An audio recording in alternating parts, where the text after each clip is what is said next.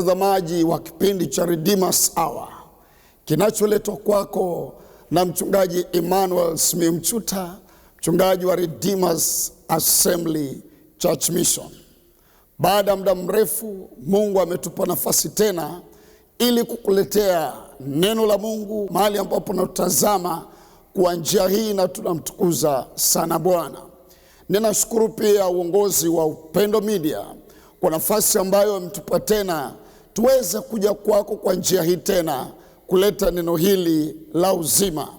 Nishukuru tena zaidi partners wangu ambao Mungu amewapa neema ya kuniwezesha kuja kwako kwa njia hii. Katika Biblia, kitabu cha Warumi sura ya 10 ule mstari wa 13, anasema kwa kuwa kila atakayelitaja jina la Bwana ataokoka. Anasema basi wamwiteje yeye wasiyemwamini, na tena wamwaminije yeye wasiyemsikia, tena wamsikieje pasipo mhubiri, tena ahubirije pasipo kupelekwa. Ninawashukuru partners wangu kwa kunileta kwako tena ili niweze kuleta neno hili la uzima katika jina la Yesu. Tuombe ninapoleta neno la uzima usiku wa leo. Baba yetu wa mbinguni, katika jina la Yesu Kristo, ninakushukuru siku ya leo kwa nafasi hii ambayo Bwana umetupa kusema na watazamaji wetu. Asante kwa upako wa Roho Mtakatifu ambao tayari upo kazini kumhudumia kila mmoja anayenitazama usiku wa leo. Asante maana usiku wa leo utaokoa, usiku wa leo utaponya na utarejesha matumaini ya watu wako upya katika jina la Yesu. Baba, ninakushukuru maana umetenda, katika jina la Yesu, amen. Na ndugu mtazamaji, usiku wa leo ninaleta ujumbe kabla hatujaomba ambao nimeuita umezaliwa kuangaza. Umezaliwa kuangaza. Haleluya. Ninaamini kabisa kila mmoja unayenitazama usiku wa leo umezaliwa kuangaza. Nao tukiangalia mfano mzuri wa Bwana wetu Yesu Kristo ambaye ndio mfano wa mwanadamu aliyefanikiwa, katika kitabu cha Mathayo sura ya 2 kuanzia ule mstari wa 1, anasema Yesu alipozaliwa katika Bethlehem ya Uyahudi zamani za mfalme Herode, tazama mamajusi wa mashariki walifika Jerusalem wakisema, mstari wa 2 anasema, yuko wapi yeye aliyezaliwa mfalme wa Uyahudi? Kwa maana tuliona nyota yake ya mashariki, nasi tumekuja kumsujudia. Jina la Bwana libarikiwe. Na huu ni mfano mzuri kwa kila mmoja anayezaliwa duniani. Umezaliwa ili kuangaza utukufu wa Mungu. Hakuna mtu leo unayenisikiliza ambaye hauna utukufu. Kila mmoja wetu amezaliwa ili kuangaza utukufu wa Bwana. Ndio maana nimesema umezaliwa kuangaza. Yesu alipozaliwa, moja ya kitu ambacho wale mamajusi wana wa Isakari waliona nyota yake ya mashariki.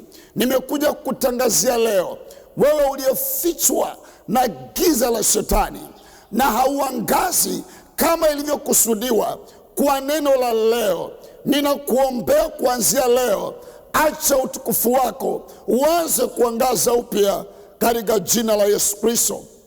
Kila mmoja wetu anazaliwa na utukufu ndani yake. Na ndio maana ukisoma katika kitabu cha Mwanzo sura ya 37 ule mstari wa 9 unamzungumzia Yusufu. Yusufu alipozaliwa, moja ya vitu ambavyo tunasoma kuhusiana na maisha yake ni moja ya mtu ambaye alikuja na majibu ya kizazi chake. Nataka nikuhakikishie ndugu mtazamaji ya kwamba ulizaliwa kama majibu kwa kizazi chako.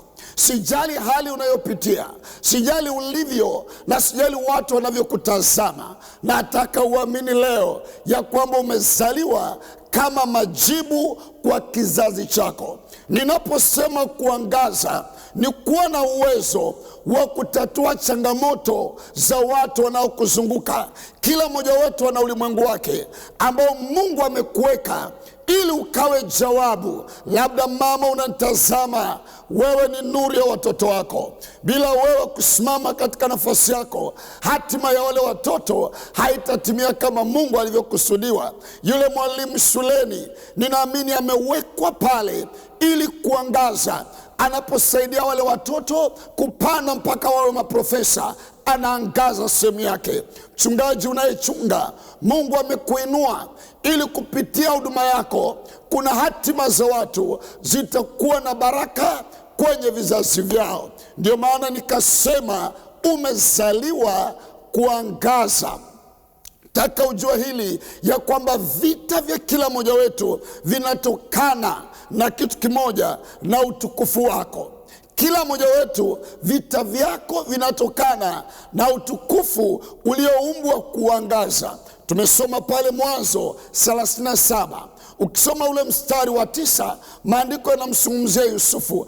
Akaota tena ndoto nyingine, akaambia ndugu zake akasema, angalieni, nimeota ndoto nyingine. Tazama, jua, mwezi na nyota 11 vikaninamia. Haleluya. Mstari unaofuata anasema, akawaambia baba yake na ndugu zake. Baba yake akamkemea akamwambia, ni ndoto gani hii uiotayo? Je, mimi na mama yako na ndugu zako tutakuja kusujudia hata lini? Ina maana ya kwamba anayeangaza kumliko mwingine, yeye ndiye anayesujudiwa, yeye ndiye anayetegemewa. Na Yusufu, Mungu aliweza kumwonyesha namna atakavyotatua matatizo ya familia yake. Na ukiangalia vizuri, haya maono yalimletea vita vikubwa sana Yusufu. Ndio maana ukisoma ule mstari wa 8 wa kitabu hicho, anasema hivi, ndugu zake wakamwambia, je, kweli wewe utatumiliki sisi nawe utatawala sisi? Anasema wakazidi kumchukia kwa ajili ya ndoto yake na maneno yake. Kuna mtu leo vita vyako ni kwa sababu ya utukufu wako. Nisikilize mtu wa Mungu, nimekuja kukuombea.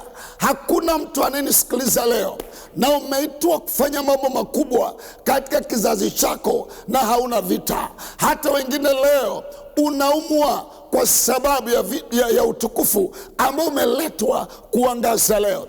Kuna mmoja leo kulogwa unakologwa ni kwa sababu ya namna Mungu amekuumba ukauangaza utukufu wa Bwana. Ninakuombea leo, kila kitu anachotumia shetani kuyafunika maisha yako, unaponisikiliza kikaharibiwa leo katika jina la Yesu Kristo. Utagundua mtu wa Mungu ya kwamba kila mmoja wetu kama ulivyoumbwa kuangaza, una kipindi chako cha kuangaza, una majira yako ya kuangaza. Na kama vile unavyoliona jua, unavyoona mwezi na nyota, una wakati wake wa kuangaza. Ukilitazama jua linachomoka asubuhi, nao lina mchana katikati, then lina jioni. Na kila mmoja wetu ana majira yake ya kuangaza kiwango fulani. Jua la asubuhi halifanani na la mchana na halifanani na la jioni. Kuna watu ninavyoongea, huu ndio wakati wako wa mchana. Wewe unatatua changamoto, upo kwenye nafasi nzuri, upo mahali ambapo unategemewa. Ninakuombea ndugu mtazamaji, labda unanitazama na adui amekuwa akikupiga chenga kwenye majira yako. Kila majira yako yanapokaribia, vita vinainuka ili kuficha utukufu wako usiwe wa faida kwa kizazi chako. Nimekuja kukuombea wewe ambaye majira yamewadia ili ubariki kizazi chako, na kuna kitu ambacho adui anafanya kukuzuia. Ninakemea hilo giza likuachilie leo. Wewe uliyekamatwa kwenye gereza la giza, Nataka ujue ndugu mtazamaji, ya kwamba giza ni moja ya silaha ya adui. Kuna watu wamezaliwa toka tumboni mwa mama yao mpaka wamekufa, lakini hamna mtu anawajua, hawajafanya kitu chochote cha maana. Hakuna mtu aliyeumbwa duniani akazaliwa asikuwe na mtu wa kuacha alama. Nimekuja kukuombea wewe uliyelogwa na kuzuiwa na giza la shetani. Bwana kufungue leo na ukawe huru katika jina la Yesu. Taka ujue kuangaza kwako kumefungwa na wakati. Kusoma katika Mathayo ile sura ya 2 ule mstari wa 7, Biblia inatuambia, ninakwenda kukuombea usiku wa leo. Anasema, kisha Herode akawaita mamajusi faragani, akapata kujua kwao hakika muda tangu ilipoonekana ile nyota hata kuonekana kwa nyota ya Yesu kulikuwa na wakati wake. Ni wenda ninavyoongea, wakati huu ni wakati wako ambao nyota yako inapaswa kuonekana. Haleluya! Wakati ambao unahitaji kusaidiwa ili kutimiza lile uliloumbwa na Bwana kutimiza. Ninakuombea leo katika jina lipitalo majina yote, kama kuna chochote shetani amekitumia kuyazuia maisha yako kuangaza, kiharibiwa leo unapoisikia sauti hii na unapoitazama skrini hii. Kila walichotumia kuyafunika maisha yako kikuachilie katika jina la Yesu Kristo. Taka ujue hili. Kwa nini uangaze? Mafanikio yako katika maisha yamefungwa katika kuangaza kwako. Kama hautangaza, ukiona mtu analia uchumi, analia matatizo ya fedha, ni kwa sababu sponsor cha kukuwezesha wewe watu wakupe fedha kimezuiwa. Wakati unaanza kutatua changamoto, maana fedha ni matokeo ya wewe kutatua changamoto. Haleluya! Ili mtu akupe fedha, lazima kuna kitu umefanya cha maana kinachombariki, kinachomsaidia mtu ili upewe fedha. Nataka nikuhakikishie ya kwamba utukufu wako unapotokea na ulimwengu kaanza kusikia na kutazama, hautalia fedha popote. Ndio maana wakati nyota ya Yesu ilionekana, ukisoma ule mstari wa 11, Biblia inatuambia wakaingia nyumbani, wakamwona mtoto pamoja na Maria mamaye, wakaanguka wakamsujudia. Nao walipokwisha kufungua hazina zao, wakamtolea tunu, dhahabu, uvumba na manemane. Kwa nini? Hawakumpa kwa sababu ya sura yake, walimpa kwa sababu waliuona utukufu wake. Watu wakiuona utukufu wako, nisikilize, hawatauzuia fedha zao kwako, hawatazuia dhahabu zao kwako. Ninakuombea leo, umeitwa kuwa mwanabiashara, unafanya biashara na hauoni mauzo. Ninakuombea leo ya kwamba utukufu wako utaonekana na watu watamiminika kununua unachokiuza. Hawanunui kwa sababu ya sura, hawanunui kwa sababu unauza, wananunua kwa sababu wanauona utukufu wako. Ndio maana upande wa pili wanasema kuna mtu amezuia nyota yake. Nimekuja kukutangazia leo, asiwepo yoyote atakayezuia utukufu wako kuangaza katika jina la Yesu. Na unisikilize, moja kitu ambacho adui alishambulia kwa mwanadamu toka mwanzo ni kushambulia utukufu wake. Ndani ya maisha ya Adamu aliumbwa kutatua matatizo yote ya dunia hii. Aliumbwa akawekwa kwenye bustani inaitwa Eden, yani uzuri, na maisha yake yalikusudiwa kwa sababu ya vazi la utukufu alilokuwa amevishwa na Mungu ili akaweze kubadilisha ulimwengu na kupafanya mahali paraha na furaha. Kama mbingu ilivyo, ndivyo Mungu alivyokusudia mwanadamu aishi duniani.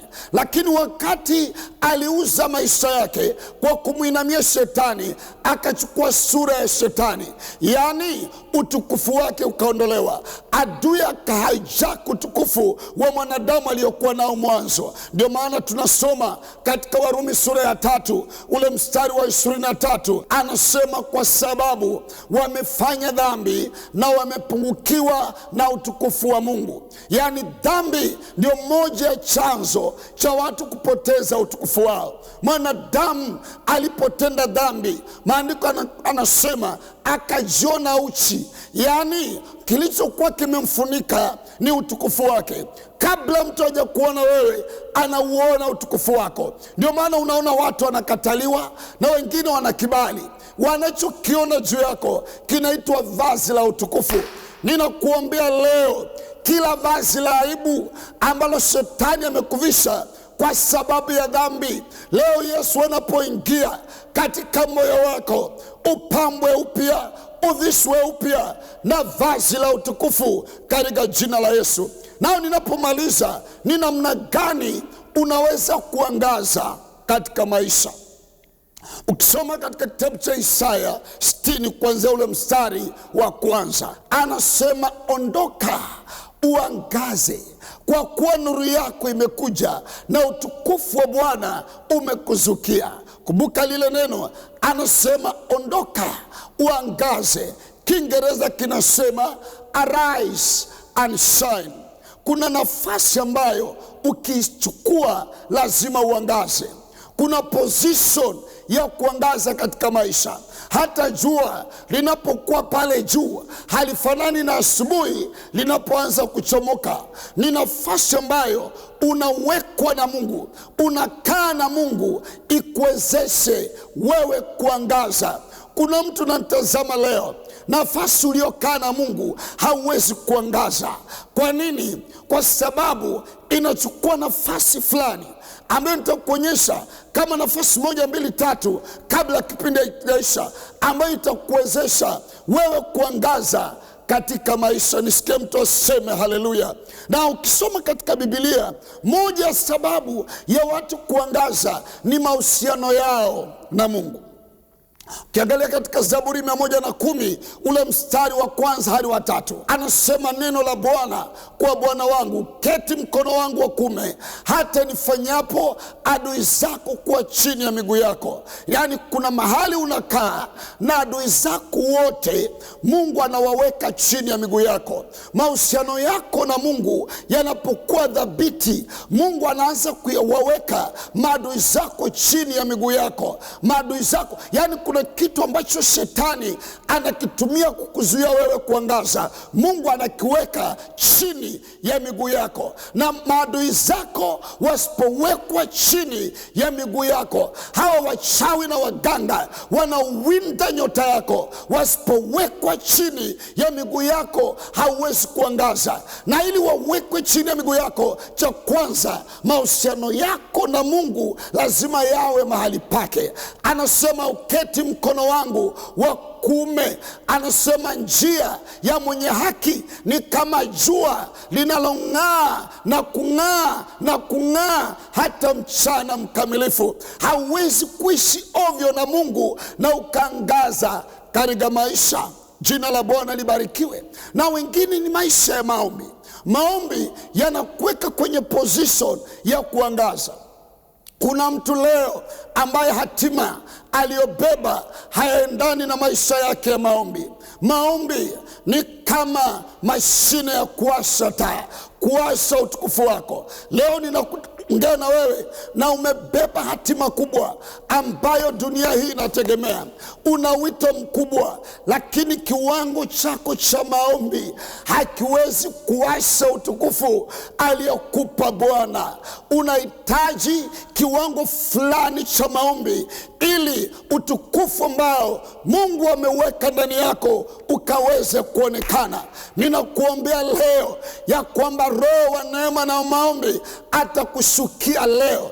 Adui amekuzuia usiombe. Ninaongea na watu ambao tayari umeokoka na hauna nguvu ya kuomba, ili utukufu wa Bwana ulio juu yako ukaangaze. Yesu akiwa ameenda mlimani na wale mitume watatu, maandiko anasema akiwa naomba, anasema uso wake ukang'aa kama jua, mavazi yake yakang'aa.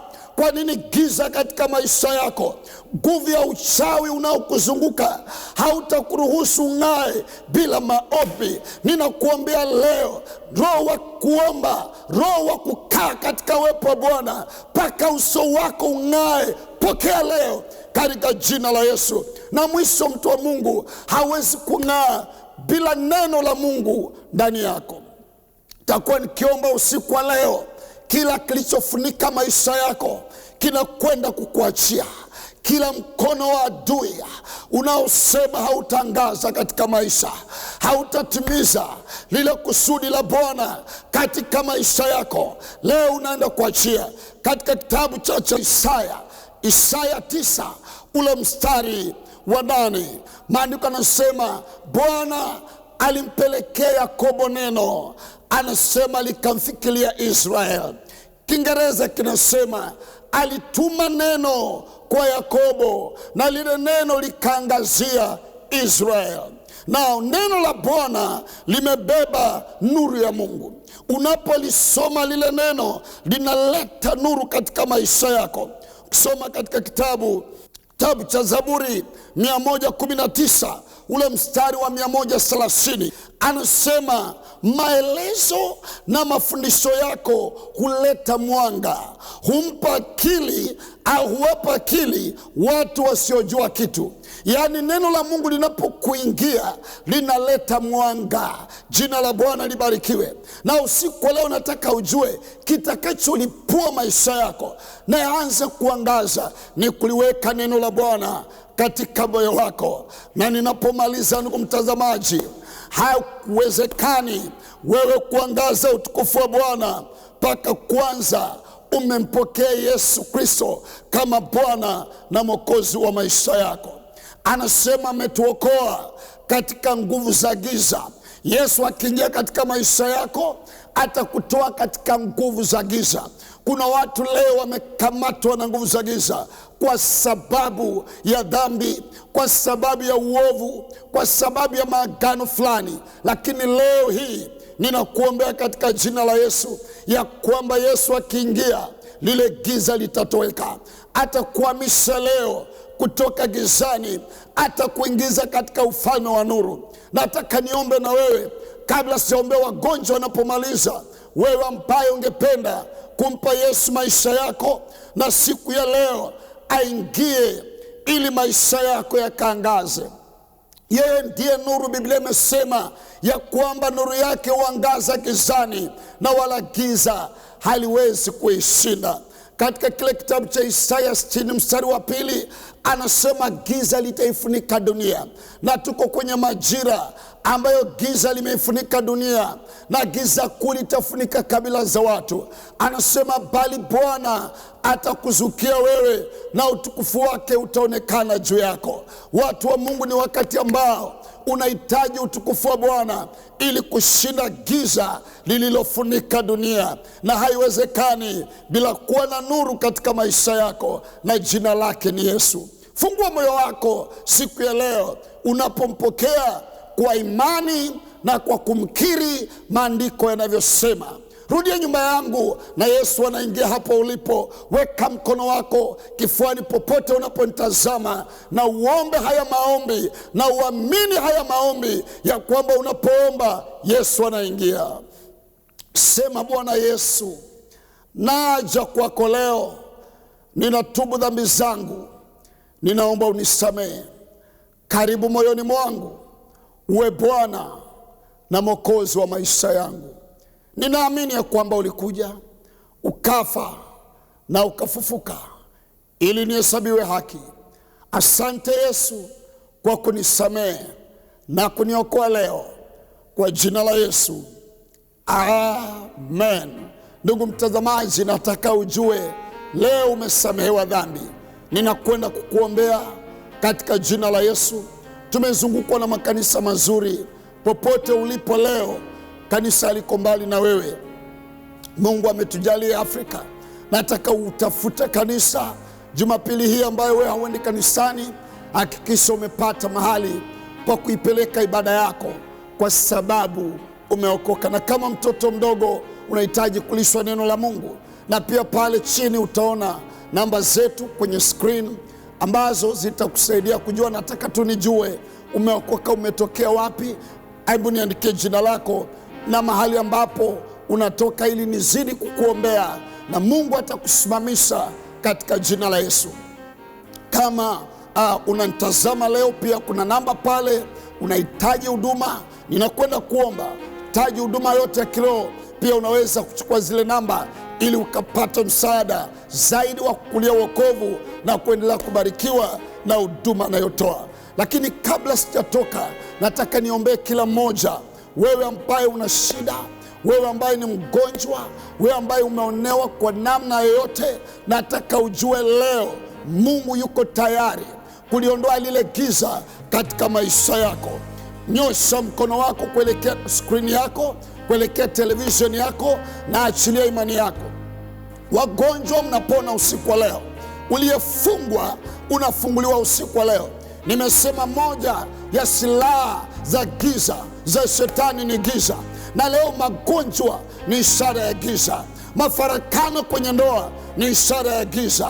Ninanyosha mikono hii ambayo Mungu ameitumia kuwaponya wengi, na ninakuambia leo, kila pepo, kila adui wa giza aliyefunika utukufu wa maisha yako, nyota ya maisha yako isiangaze, jua lako lisiangaze, mwezi wako usiangaze.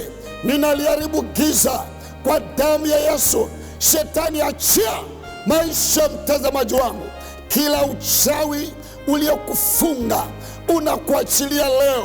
Wamekuzuia usipande cheo, ninakuombea leo kwa damu ya Yesu, kabla siku 7 hazijaisha, nina declare leo confirmation ya promotion yako. Wewe mwanafunzi unayenitazama, una struggle darasani na masomo, ninaombea ufahamu wako. Lile giza walilokupiga nalo likuachilia leo katika jina la Yesu. Ninaiombea familia, mafarakano yameingia, hamna amani. Ninakuombea leo hiyo roho ya mafarakano ikuachie katika jina la Yesu. Pokea uponyaji. Unayeumwa, pokea uponyaji.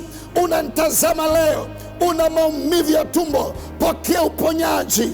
Una maumivu kwenye nyonga, pokea uponyaji. Ninamwombea mgonjwa unateswa na kansa, ninamwombea mgonjwa umeparalyze, ninaachilia upako wa Roho Mtakatifu. Pokea uponyaji katika jina la Yesu. Pokea ukombozi katika jina la Yesu.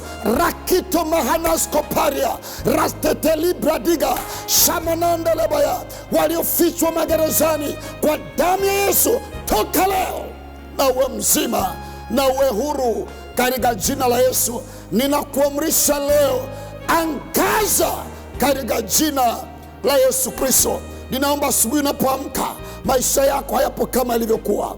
Utukufu wa Bwana utaonekana juu yako. Kibali cha Bwana kinarejea upya juu yako katika jina la Yesu.